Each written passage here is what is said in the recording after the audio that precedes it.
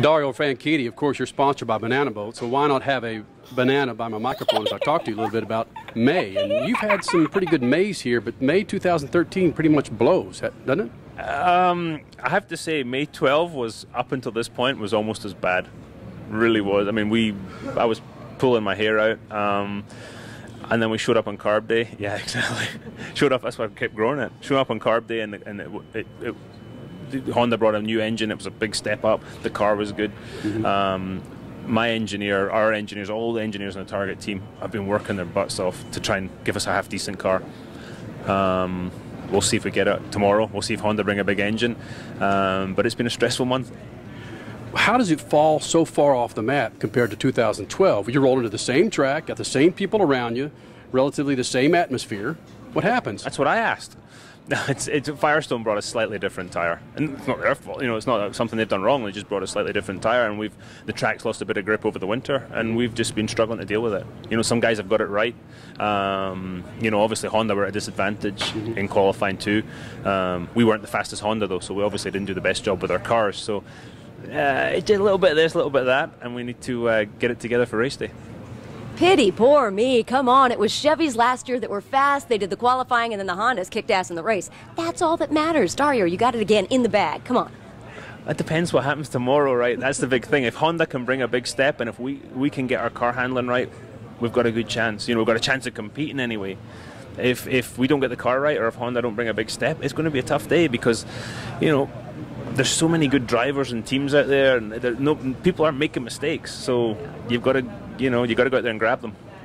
Something that has really been eating me up over the last couple of years is fans saying we need more Americans in the series. It's you know, I'm not following the series because there's not enough Americans. How can somebody not relate to you? You speak English well. That's your primary language. You're not an American, but you're very fun in interviews.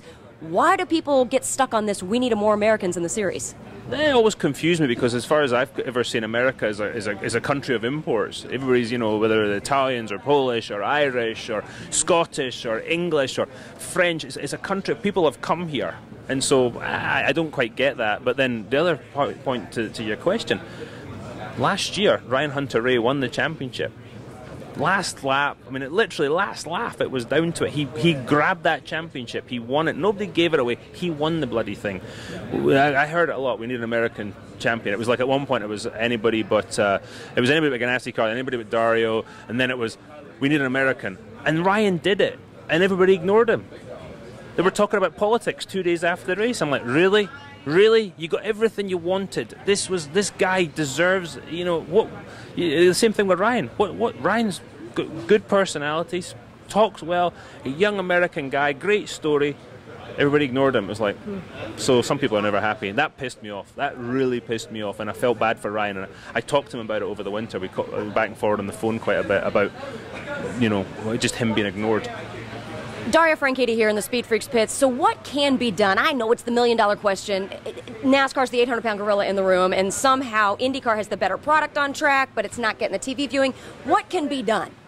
Well, I mean, TV, first of all, we've got to fix that. You know, people are struggling to find NBC Sports. We need to fix that because I think, as you say, the on-track product is second to none. I mean, that Brazil race, I wasn't part of that battle for the lead, but I could see it. It looked intense from even where I was sitting. You know, Tony Kanaan takes the lead and the grandstands erupt. That was a great race.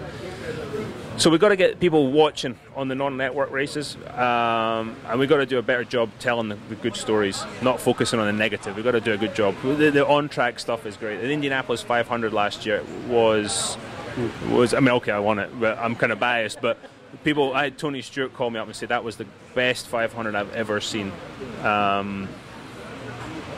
You know, we're doing the right things. We just got to get the message out there. So, you know, we've got a young American champion now too. So hey, American on the pole. Yeah. Listen, this is how you cure it all. You get some dudes out there to cause adultery, get some drug busts, and then put IndyCar on the map, and it'll surpass the NFL and the NBA, bro. I mean, some foreigners getting busted in this country, that'll be the end-all, be-all. I got a drug test this morning, actually.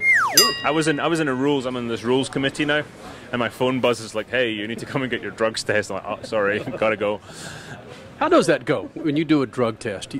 Seriously, give me the weird. Pardon me, but the blow by blow. It's weird.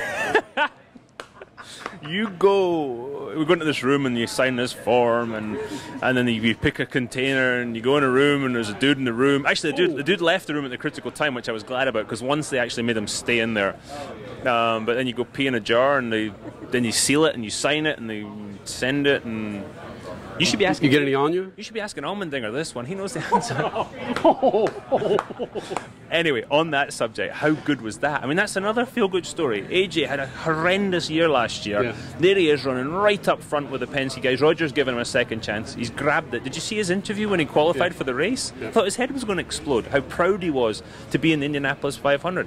That's the kind of cool stories we've got here. Elio and I going for 4. There's a lot of good stuff going on. We just need to get it out there. I think AJ Allmendinger actually felt like he was 5 foot then. He did. He was tall that day. Dario Franchitti, Crash Gladys. I'm Kenny Sargent. Thanks, Dario. Thank you.